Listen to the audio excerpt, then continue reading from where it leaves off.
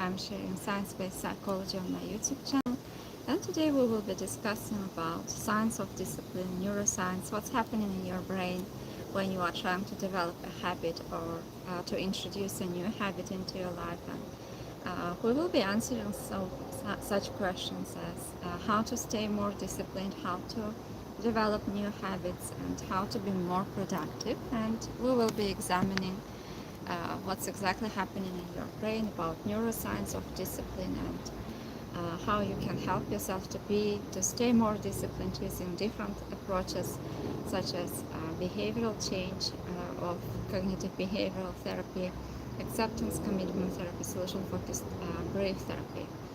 And today I want to start with a claim that might feel challenging. Discipline, as most people understand, it actually doesn't exist. And the people whom you see as successful or achieving a lot are actually the ones who are being aware or not being aware, are not relying much on willpower. And they, they are people who have often, without realizing it, designed their lives and environment in a manner that doesn't require much willpower. And today we will go inside that design using neuroscience and different approaches of psychology. And first, let's start with the concept of ego depletion. Roy Baumeister at Florida State University has published landmark series of studies between 1998 and 2007 and found that a term called ego depletion, which means brain's capacity for self-regulation, appearing to draw on a finite shared resource that is depleted by use, and making decisions, resisting impulses, maintaining focus, and performing cognitively demanding work all draw from the same point. And the practical implication is counterintuitive. Highly disciplined people are not exercising willpower more, they are exercising it less by designing their environments and routines where the desired behavior is the path of least resistance, requiring no active self-regulatory effort. So what would you notice first that tells you that things are working better with less effort and you started to be more disciplined? Or where exactly in the past were you able to do more work or to do more and to stay more disciplined and to include a lot of new routines into your life? And what contributed to it? What was different about your environment? What helped to achieve this outcome when you were disciplined? Maybe you were using certain mindset. What did you notice about yourself just before being disciplined? And tell me about a time when you made a good choice without needing much effort. What was different then? What did other people notice about you? When have things felt easier or more automatic for you? What was in place that helped? What contributed to it? And what was happening in your environment or routine or thinking patterns that reduced the need for willpower? So in psychotherapy, we are asking these questions to help the person to realize what actually was helping them and what might work for them to realize their resources or history of desired outcome when this disciplined version of them showed up more often, what change it created in their lives, why it was important for them or for the people around them. So in psychotherapy, we are using these questions in solution-focused brief therapy to help the person to understand what they really want, what they really want to achieve, and how they can use their resources or what works for them in order to make it more likely to happen again. And according to Hager et al.'s research in a large multi-life pre-registered duplication contest, the specific glucose depletion mechanism that Baumeister proposed, however, the behavioral observation remains well supported, and environmental design consistently outperforms willpower-based strategies for long-term behavioral maintenance. So this means that actually adjusting your environment is one of the most efficient ways and strategies of decreasing reliance on willpower, and you're increasing your ability to stay disciplined, and to include more routines into your life that you desire, or to facilitate behavioral change and development of new habits. And Anne Graeber's research at MIT established the foundational neuroscience of habit formation, and when a behavior is repeated consistently in the same context, it's gradually transferred into the part of the brain that's called prefrontal cortex, where it is executed consciously, effortfully, and resource intensively.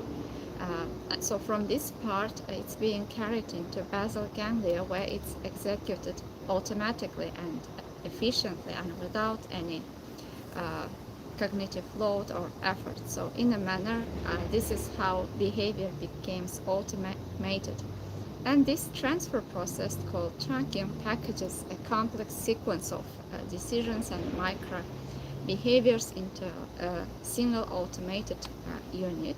And the best time when you start, when you drive a car, for instance, or you are trying to change the gears, this requires a lot of your efforts, attention, and you might feel anxious.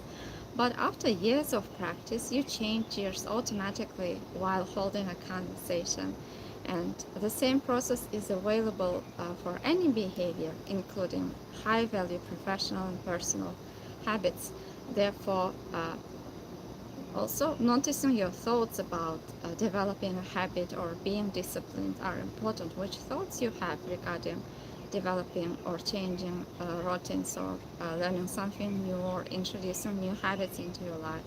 Maybe you think that you are not a disciplined person, that this is not possible,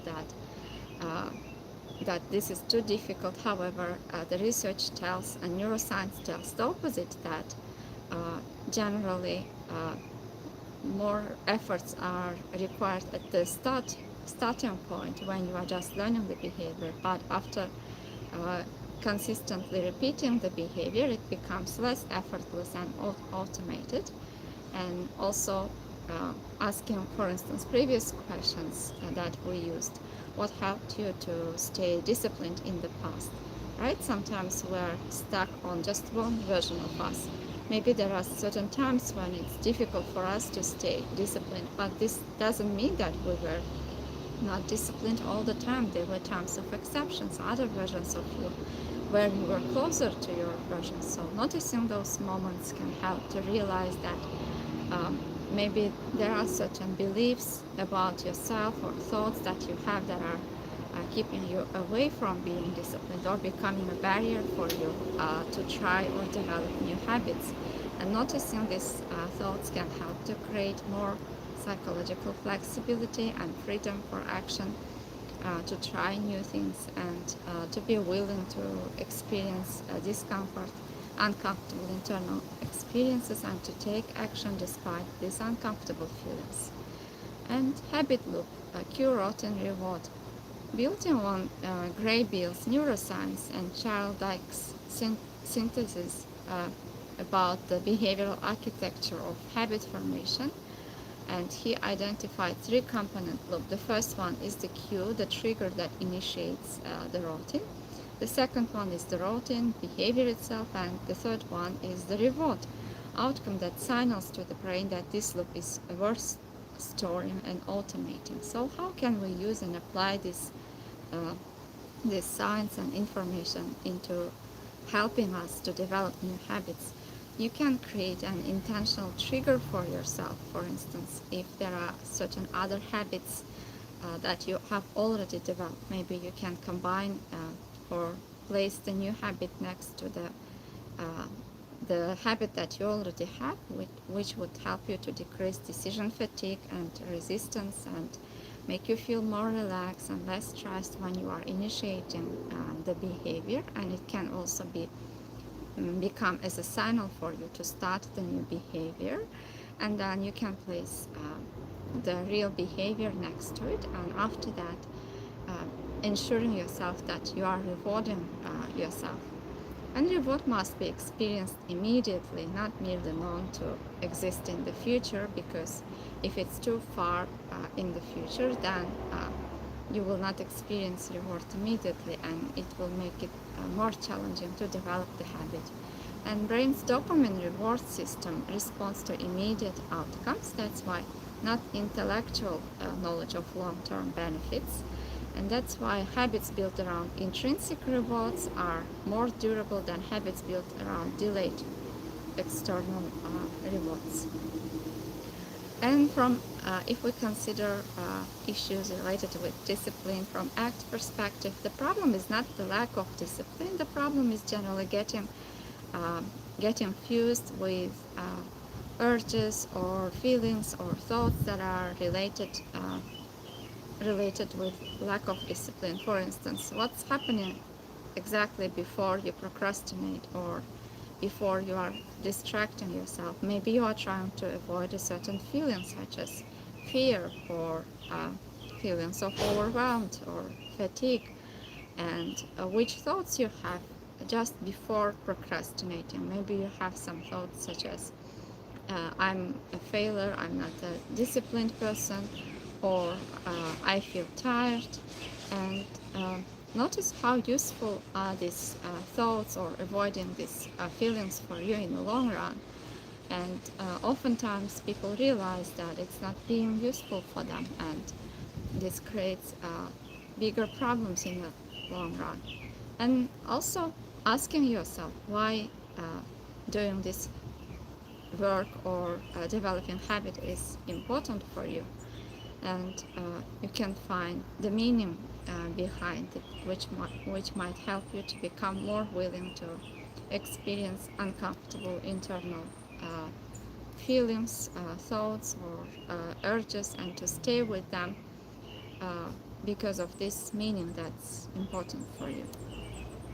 And instead of relying on willpower as the main strategy, ACT is encouraging us to build habits through values, acceptance, and environmental design.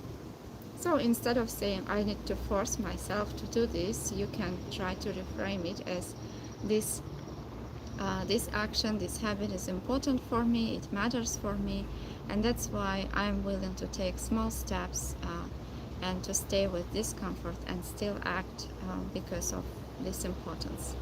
And diffusing from thoughts that you might have related with being disciplined or developing a habit.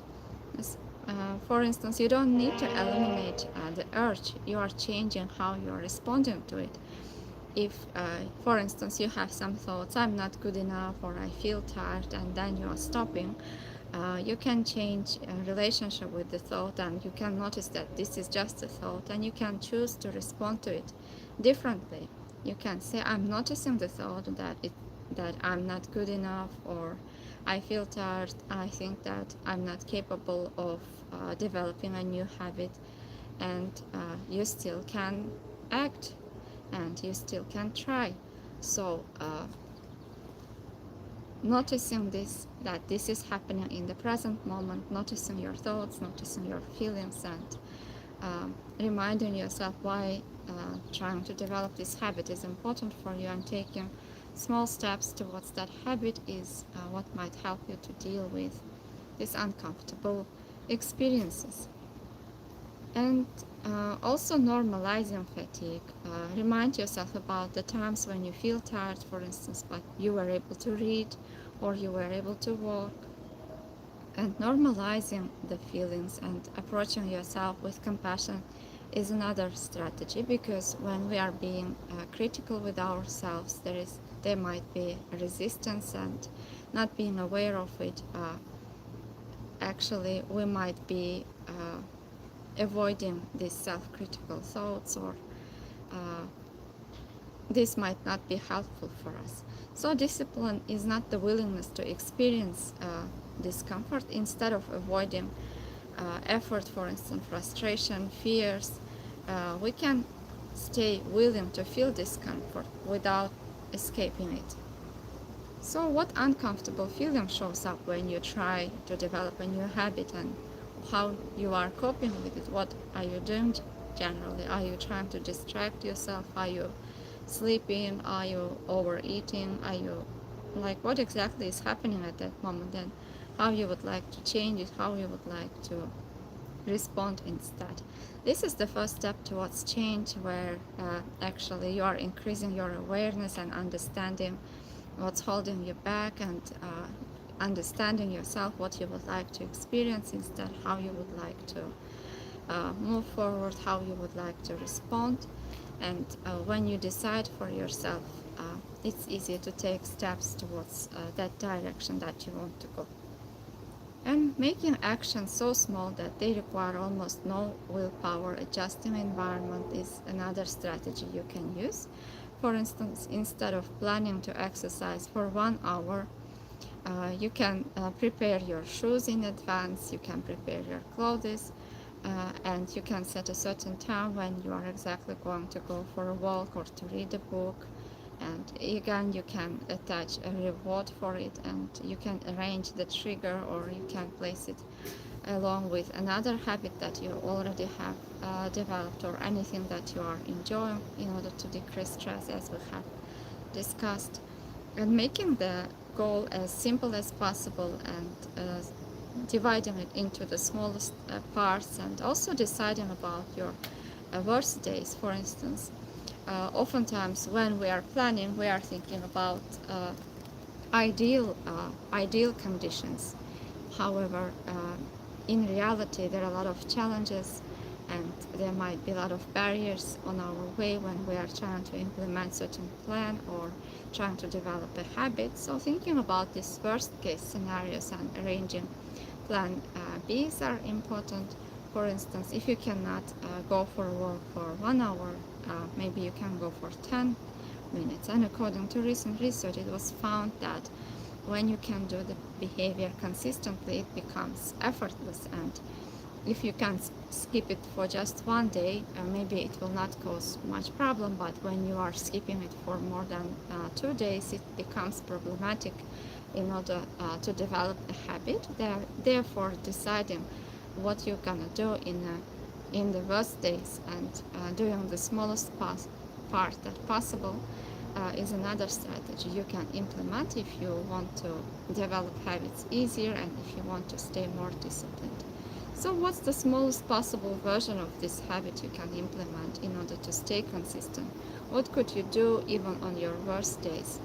What action is so easy it doesn't require motivation? You're not relying on motivation, because feelings are changing, they are coming and going as the weather, and relying on your environment, designing your environment, your conditions according to the habit you want to develop is the first step towards change. And B.J. Fogg at Stanford Behavioral Design Lab conducted 20 years of research, culminating in his tiny habits methodology. And according to his behavior model, B equals map. Behavior occurs at the intersection of motivation, ability, and prompt. And behavior is more reliably produced by maximizing ability, making the behavior extremely easy, and then maximizing motivation, which fluctuates unpredictably. Like, even we can try to understand what motivates us, think about what's important for us. We don't have any guarantee that we will experience motivation all the time. Therefore, not relying on motivation, but designing your day, planning your day, and planning your habits according to the direction you want to go is important. And tiny habits receive, and for instance, deciding for yourself, after I existing anchor behavior, like after certain behavior I will do certain new behavior, then I will celebrate, and as we have discussed, placing the behavior alongside with the trigger, and ensuring that you are giving yourself reward is important. And you can design your environment so desired action becomes automatic. For instance, laying out clothes the night before, removing distractions, replanning meals, set fixed routines. So how can you make the desired action the default option, and what decision can you eliminate ahead of time? certain questions you can ask yourself if you want to make it easier for you to develop new habits. And it's also noticing certain thoughts that you have about yourself related with discipline. Maybe you have some thoughts such as I'm lazy, I have no discipline, and these beliefs and thoughts might be impacting you in a negative manner or keeping you away from trying things. And ACT teaches us to notice the thoughts or thought patterns and to learn to respond to them differently in a manner that will make you closer towards the goals and towards the person you want to be. So when you say I'm not disciplined, what happens to your behavior? How is it helping you or not helping you? Who are you beyond that story? Can you act like a disciplined person even while having these thoughts? These are some questions we are asking our clients in psychotherapy to realize the stuckness points, the points where they are fused. And instead of saying I'll do it when I feel motivated, ACT is encouraging us to ask, I plan for when I don't feel motivated. So what are you going to do when you won't feel motivated? What will you do on days when your energy is low? What's your minimum version of success, and how can you keep the habit alive even when there is very little effort? And according to Aaron Beck's cognitive model, foundation of CBT proposes that behavior is mediated by cognition, and we have certain automatic thoughts that sometimes we don't even notice that cause certain behaviors, or we have underlying assumptions that we are not aware of. And core beliefs shape our behavioral choices. And if it is applied to discipline, this means the belief we hold about ourselves are, as agents are the deepest level at which behavioral change must occur. So if you will notice these self-limiting beliefs, and if you will change your relationship to it, this becomes the strongest point where the change might occur.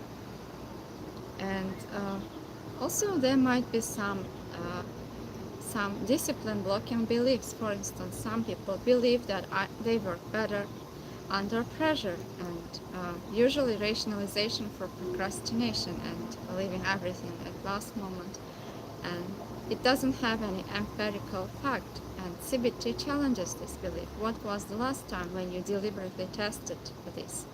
Or a solution for this brief therapy asked were some times when you could complete something successfully, or you stayed disciplined even during the times when there was no deadline, or you were not under pressure. And this helps you to realize that this thought is not being helpful for you. Have you ever systematically compared quality of your work produced under deadline, pressure, versus work produced with adequate time? Oftentimes you would notice that it hasn't happened yet. Then you can try to experiment. And oftentimes people find that these beliefs are not reflecting reality, and then they can develop a new relationship with the thought, or a new thought that might serve them better and might help them to realize about their capabilities, about their resources, or instances of time when they were able to complete or to stay disciplined. And some people believe that they don't have enough time. Almost always there is a prioritization problem underlying this thought. And what specific activities, for instance, fill the time that could otherwise be used for the priority task? And when people start to examine how they are using their time, they find generally from 2 to 4 hours per day of low value or unconscious time used in people who report no time. And then how you can make it more meaningful. Maybe you can integrate and add some more tasks or work that can help you to develop new habit, new routine, or to be more disciplined. Or some people believe that they are not just a disciplined person. Again, how this thought is serving you. Is it helping you to become the version of you that you want to be, or is it holding you back? And discipline is a skill, not a trait. And what specific skills you can apply, such as environmental design, implementation intentions, habit stacking, that might help you to make it easier for you to develop the habit. And neuroplasticity, actually, that's completely shows that these beliefs are not reflecting reality, because our brains are constantly evolving according to experiences, thoughts, feelings we have. According to what we do, our brains are constantly changing, evolving, and according to Philippa Laley and colleagues at UCL, conducted the most rigorous empirical study of habit formation in real-world conditions. They found that habit automatically developed over a range of 18 to 254 days, with a median of 66 days. And this means that some thoughts that people have that habit will be developed in 21 days has no empirical support, and according to the complexity of the habit, it may take people longer to develop a habit, and this might help the person if they are thinking that they cannot develop any habit anymore because they have tried a lot, and or maybe they think they are not disciplined. So according to research, it might take some people longer to develop a habit, whereas for the others it can take shorter. And another important strategy and information is that it's important to stay consistent with the behavior to be able to develop it. And according to Gowitzer and Sheeran, meta-analysis across 94 studies found that specifying when, where, and how you are going to implement your behavior or routine have considerably increased the ability to perform that habit and to turn it into habit. And for instance, try to choose a habit that you are trying to introduce into your life, and try to decide when, with whom, where exactly, at what time are you going to do this habit or work. And this might help you to considerably make it easier to develop the habit, and to decrease decision fatigue, and to cognitive load as well.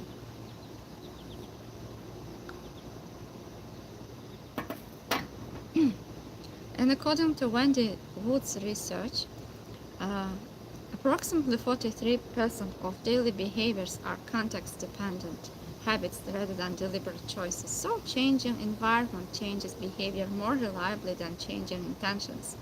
And making desired behavior easier, for instance, you can put vitamins next to coffee, or you can leave your walking shoes somewhere that would help you to remind that you were supposed to walk.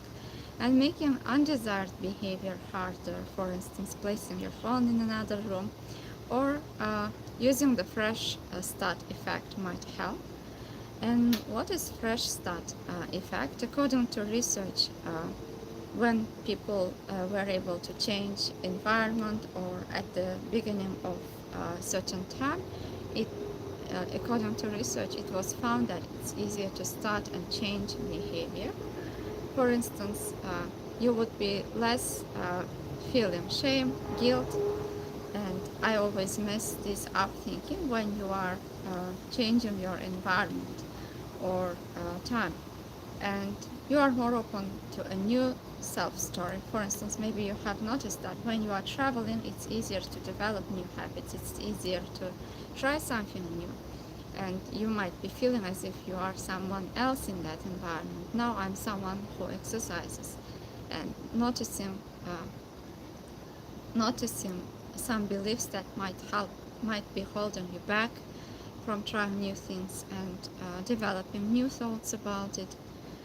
Maybe you might think, this time I'm more organized, and this shift in identity boosts motivation, and you will have increased motivation spike during times of changing environment. And at this moment, motivation increases because goals feel more meaningful, timing feels symbolic, and change feels easier.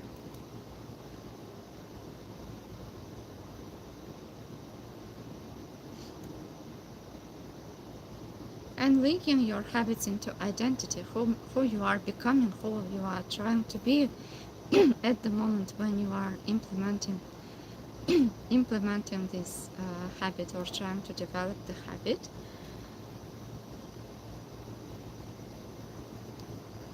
And when desired behavior is consistently avoided, this creates a loop of avoidance and anxiety, and it can be more difficult to break this cycle and to start something new. And writing down your thoughts, which thoughts you have about avoidance, and applying this CBT evidence examination, for instance, evidence for this thought from your actual history, examining the evidence of success in the past or evidence against this thought, and what would I say to a friend who had this thought. Changing perspectives might help you to break the cycle and to start implementing new behavior. And more balanced, realistic alternatives, what might be a healthier thought that you might have. And as we have mentioned, according to research, if you have missed certain behavior twice, it gets more difficult for you to continue to stay consistent. Therefore, trying to avoid today avoidance as much as possible and making the behavior as small as possible so that you will not miss it, or you can continue with the smallest part is important. And there were some questions that you have asked. One of you said, how long will it take to build the habits I want? Simple behaviors in a consistent context might take from 3 to 6 weeks, and moderate behaviors with environmental support might take from 6 to 12 weeks, and complex multi-step behaviors requiring significant lifestyle changes can differ from 3 to 6 months of consistent practice. And critical variable is not time but consistency. The same behavior in the same context with as few missed repetitions as possible. And discipline is not a character trait you either have or lack. You need to develop certain skills and make efforts and take your time and have a patience in order to develop habits. And using the strategies that we have discussed, such as implementing intentions, cognitive restructuring, or thinking about exceptions of your resources, your history, and deciding for yourself who you want to be and what might help you to be that version, are some strategies that I have shared with you today. Of course, we didn't dive into details. We just mentioned surface level strategies that we are using in psychotherapy. If you want to learn more about these strategies, you can leave your questions and you can come to psychotherapy. Thank you for your attention. Thank you for your time. Don't forget to subscribe and turn on your notifications. And you can also share this content with people whom you might think might benefit from it. Take good care of yourself, and see you in the next videos again.